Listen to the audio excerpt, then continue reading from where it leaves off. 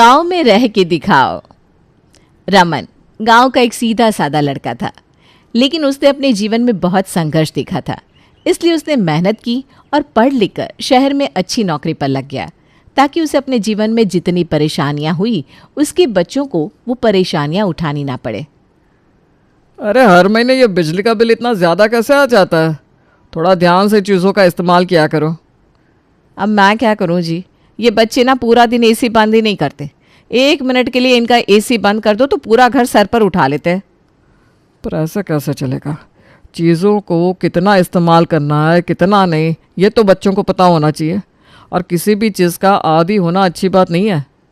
मैं तो इन लोगों को समझाने की बहुत कोशिश कर चुकी हूँ, लेकिन मजाल है जो ये मेरी बात सुनते हो। रमन और गीता आपस में बात कर रहे थे, तभी डोरबेल बजती है और उनका बेटा मयंक दौड़ता हुआ आता है और दरवाज़ा खोलता है। बाहर एक डिलीवरी बॉय आया था, जिससे मयंक ने पार्सल लिया। पापा 500 रुपये देना ज़रा। 500 रुपये? किस चीज़ के लिए बेटा? अरे बताता हूँ पापा, बाहर डिलीवरी वाला खड़ा है, उसे पैसे तो दे दो। अच्छा ये लो। रमन मयंक को पैसे देता है। मयंक डिलीवरी वाले को पैसे देकर अपने कमरे में जाने लगता है। अरे बेटा ज़रा बता तो दो क्या मंगाया है? पिज्ज़ा मंगाया है पापा। क्या? पिज्ज़ा? किस लिए मंगाया तुमने? जब मैंने घर पर सबके लिए खाना बनाया था तो खामखा ये मंगाने की क्या ज़रूरत थी? अरे मम्मा, रोज़ रोज़ ये घर का खाना खाने का मन नहीं करता। मेरा आज पिज्ज़ा खाने का मन था तो मंगा लिया। मुझे अब आराम से कमरे में जाकर पिज्ज़ा तो एंजॉय करने दो। उफ़ो, इनका ना ये हर दूसरे दिन का हो गया है। घर पर कितना भी अच्छा खाना बना लो, लेकिन फिर भी बाहर से खाना मंगाना है। किसी चीज़ की कोई वैल्यू ही नहीं है। अगली सुबह, मम्मा मैं कॉलेज जा रही हूँ। वो तो ठीक है, लेकिन गाड़ी की चाबी किस लिए ली है? 10 मिनट की दूरी पर है तेरा कॉलेज, इतनी दूर के लिए भी तुझे गाड़ी चाहिए? अरे तो क्या हो गया मम्मी, जब हमारे पास गाड़ी है तो गाड़ी लेकर जाने में बुराई क्या है? और वैसे भी गाड़ी में कॉलेज जाने में ना अलग ही मज़ा आता है। आप नहीं समझोगी। हद है। और तू ये दूसरी गाड़ी की चाबी लेकर कहाँ जा रहा है? कॉलेज जा रहा हूँ मम्मी, सुबह सुबह और कहाँ जाऊँगा? अरे जब कॉलेज ही जा रहा है तो पारुल के साथ चला जा। एक ही तो कॉलेज है तुम्हारा, अलग अलग गाड़ी लेकर जाने की क्या ज़रूरत है? अरे मम्मी ले जाने दो ना, क्या फ़र्क पड़ता है? और वैसे भी मैं दीदी के साथ गाड़ी में नहीं बैठने वाला, पता नहीं कैसे गाड़ी चलाती है। तुझसे तो अच्छी ही चलाती हूँ, टफर। बाय मम्मा। बाय। पारुल अपने दोस्तों के सामने शो ऑफ करने के लिए गाड़ी लेकर चली जाती है और उसका भाई भी घर में खड़ी दूसरी गाड़ी लेकर कॉलेज चला जाता है। तभी रमन नहा धोकर बाहर आता है। अरे गीता जल्दी से नाश्ता लगा दो। नाश्ता करके मुझे मनोहर भाई साहब के यहाँ पर उनसे मिलने के लिए जाना है। बहुत दिन से तबीयत खराब है उनकी। ठीक है, मैं अभी लेकर आती हूँ। गीता रमन के लिए नाश्ता लेकर आती है। तभी फर्श पर अचानक पानी भरने लगता है। अरे फर्श पर इतना सारा पानी कहाँ से आ गया? तुमने किचन की टैप चालू तो नहीं छोड़ दी? नहीं, मैं तो अभी किचन से आई हूँ, टैप तो बंद है। तो फिर पानी कहाँ से आ रहा है? तुम पारुल के कमरे में जाकर देखो, मैं मयंक के कमरे में जाकर देखता हूँ। कहीं वॉशरूम की टैप तो चालू नहीं छोड़ दी। रमन मयंक के रूम में जाता है तो देखता है उसी ने वॉशरूम की टैप को खुला छोड़ा हुआ था।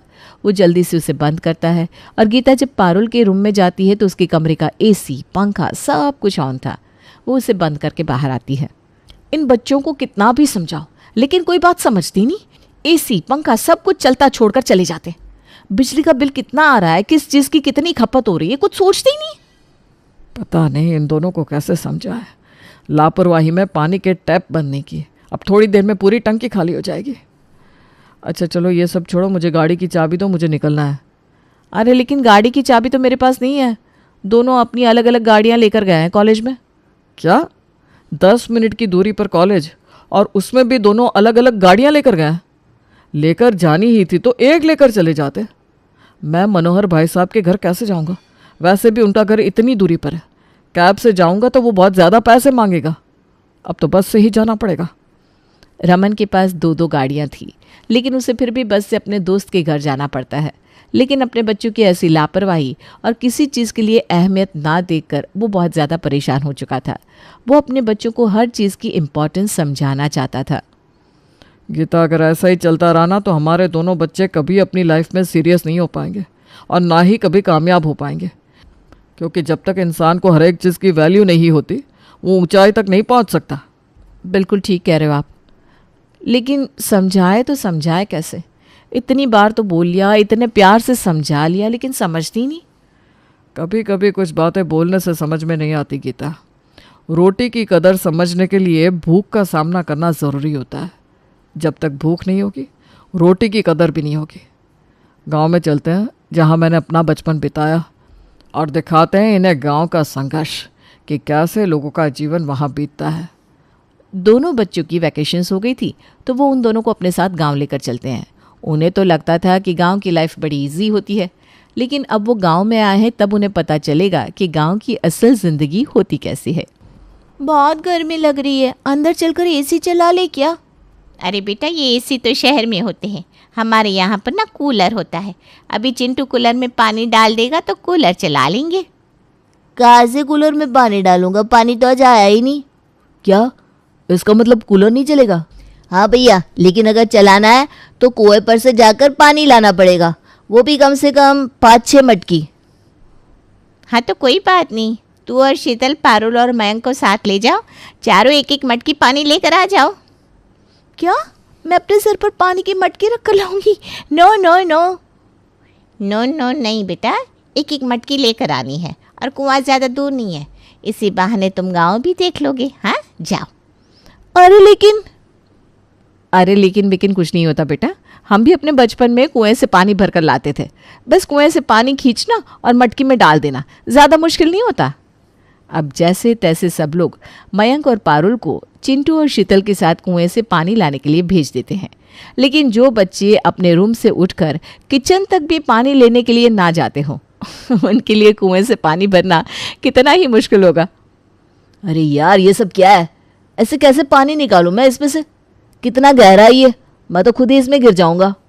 अरे कुछ नहीं होगा मयंक भैया, हम इतने सालों से कुएं से पानी निकाल रहे हैं, एक बार कोशिश तो करो। अरे नहीं यार, मुझसे नहीं होगा, तुम ही कर लो। चिंटू और शीतल कुएं से पानी निकालकर सब मटकियों में भर लेते हैं और उन्हें एक एक मटकी पकड़ने के लिए कहते हैं। देखो, हमने कुएं से पानी तो निकाल लिया, लेकिन एक साथ इतनी सारी मटकियां तो नहीं उठा सकते। मटकी उठाने में तो आपको मदद करनी ही पड़ेगी। पारुल दीदी, आप ये वाली मटकी ले लो, और मयंक भैया आप ये वाली ले लो। अच्छा ठीक है, लाओ। अब वो चारों पानी की मटकी लेकर घर तक आते हैं, लेकिन पारुल और मयंक घर तक आते आते मटकी का आधा पानी अपने ऊपर ही गिरा लेते हैं। अरे ये क्या हुआ? तुम दोनों के कपड़े कैसे भीग गए? ये पानी की मटकी की वजह से भीग गए। छोड़ो ये सब और जल्दी से कूलर में पानी डाल लो चिंटू, बहुत गर्मी लग रही है। हाँ दीदी, आप बैठो, मैं अभी डालता हूँ। चिंटू कूलर में पानी डालता है, लेकिन वो जैसे ही कूलर का स्विच ऑन करता है वैसे ही लाइट चली जाती है। ओह माय गॉड, अब ये लाइट पे चली गई। अब इन्वर्टर में पंखे में ही सोना पड़ेगा। इन्वर्टर? कैसा इन्वर्टर दीदी? यहाँ पर कोई इन्वर्टर नहीं है। क्या? तो फिर हम लोग इतनी गर्मी में सोएंगे? अरे नहीं मयंक भैया, लाइट नहीं है तो क्या हुआ, छत पर सो जाएंगे। वैसे भी हमारे यहाँ महीने में आधे से ज़्यादा दिन रात को लाइट होती ही नहीं है, तो हम लोग तो छत पर ही सोते हैं, बहुत अच्छी नींद आती है। अब सबको गर्मी में छत पर ही सोना पड़ता है, लेकिन छत पर मच्छर उनको काट काट कर उनका बुरा हाल कर देते हैं। अरे यार, कितने मच्छर है यहाँ पर, कैसे सोएंगे हम यहाँ? अरे बेटा, अभी कॉइल जलाइए ना, तो थोड़ी देर में मच्छर भी चले जाएंगे, तब तक तुम चद्दर ओढ़ लो। अब जैसे तैसे सब रात को सो जाते हैं, लेकिन आज वो सब छत पर सो रहे थे तो सूरज उगते ही उन सब की नींद खुल जाती है, और शायद जिंदगी में पहली बार पारुल और मयंक सुबह 5 बजे उठते हैं। अरे शीतल, तुम इतनी सुबह सुबह तैयार क्यों हो रही हो? और मयंक तुम भी?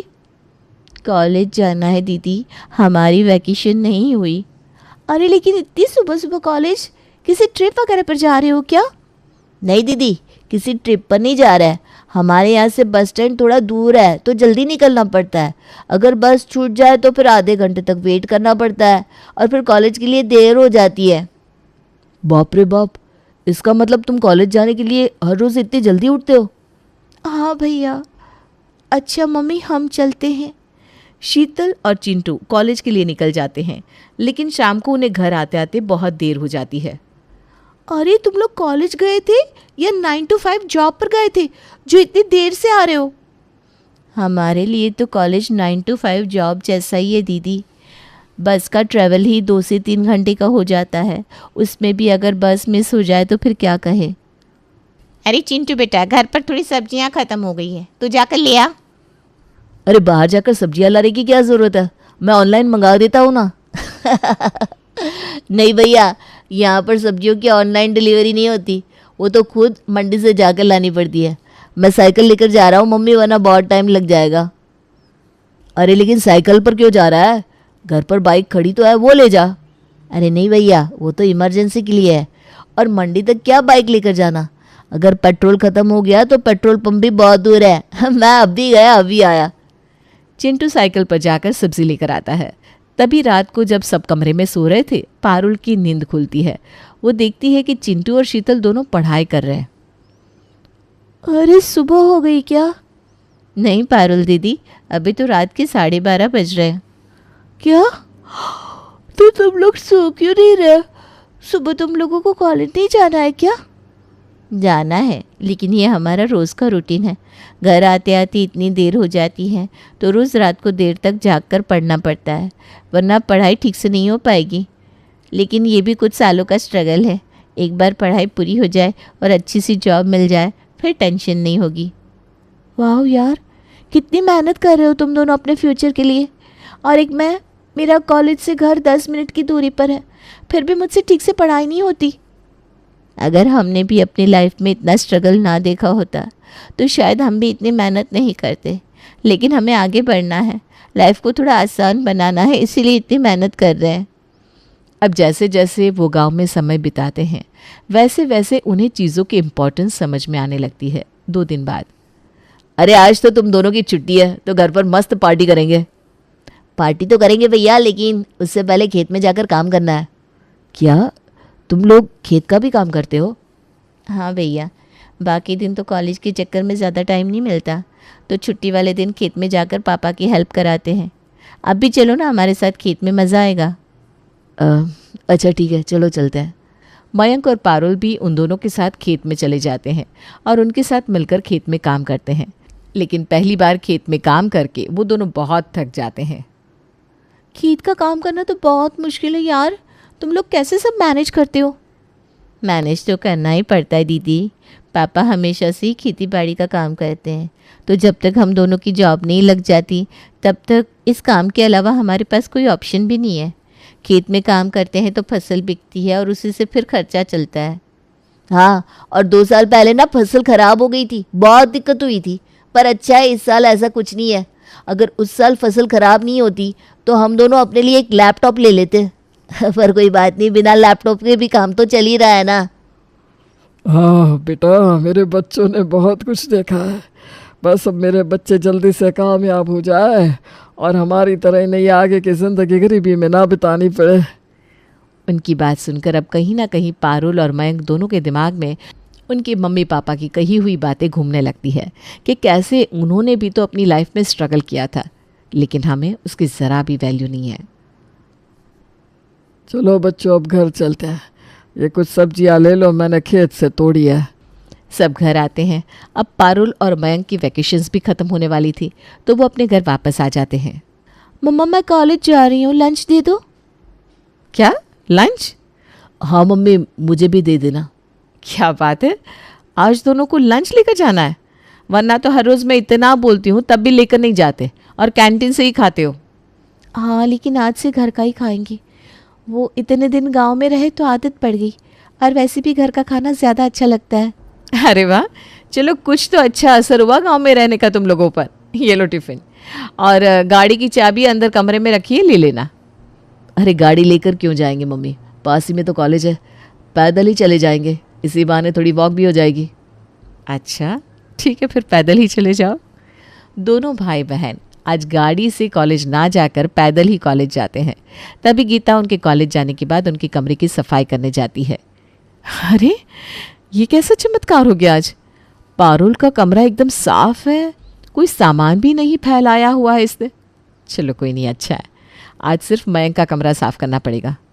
गीता मयंक का रूम साफ करने जाती है तो उसका रूम भी आज साफ था।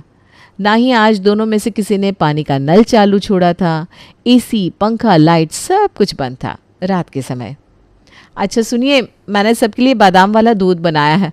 बच्चे तो अपने अपने कमरे में टीवी देखते देखते ही पियेंगे। आप मयंक को दे आइए, मैं पारुल को दे आती हूँ। जैसे ही वो दोनों उनके कमरे में जाते हैं तो देखते हैं कि दोनों अपने कमरे में पढ़ाई कर रहे थे। अरे आज सूरज पश्चिम से निकला है क्या? मेरा बेटा पढ़ाई कर रहा है, वो भी इतनी रात को। हाँ पापा, एग्ज़ाम्स आने वाले हैं ना, तो सिलेबस करना है और अच्छे मार्क्स भी तो लाने हैं। अब से रात को पढ़ाई चालू। मुझे भी आपकी तरह अच्छी जॉब लेनी है, वो ऐसे थोड़ी ना मिलेगी। यहाँ रमन को मयंक की ये बात सुनकर बहुत गर्व महसूस होता है और वहाँ पारुल को देखकर भी उसकी माँ बहुत खुश होती है। मम्मा, वैसे तो मैंने अलार्म लगाया है, लेकिन अगर मैं सुबह 5 बजे उठकर बाहर ना आऊँ तो आप प्लीज़ मेरे रूम में आकर ज़बरदस्ती मुझे जगा देना। अच्छा ठीक है बेटा, मैं जगा दूंगी, लेकिन अभी बहुत रात हो गई है। चलो दूध पीकर सो जाओ। बस अभी थोड़ी देर में सो जाऊँगी मम्मा, आप टेंशन ना लो। गीता और रमन अपने कमरे में आते हैं और दोनों के चेहरे पर मुस्कान थी। आपने जैसा सोचा था बिल्कुल वैसा ही हुआ। गायत्री दीदी के वहाँ पर जाने का फ़ायदा तो हो ही गया। बिल्कुल, मैं गांव में दीदी के घर ले जाकर बच्चों को जो समझाना चाहता था वो उन्हें समझ में आ गया। आखिरकार रमन अपने बच्चों को हर चीज़ की वैल्यू समझाने में कामयाब हो जाता है। और ये बात तो बिल्कुल सच है कि जब तक हम किसी चीज़ की कमी नहीं देखते या किसी काम के पीछे के स्ट्रगल को नहीं देखते, उसकी अहमियत हमें नहीं होती, क्योंकि इंसान का संघर्ष होता है जो उसे आगे बढ़ने के लिए प्रेरित करता है।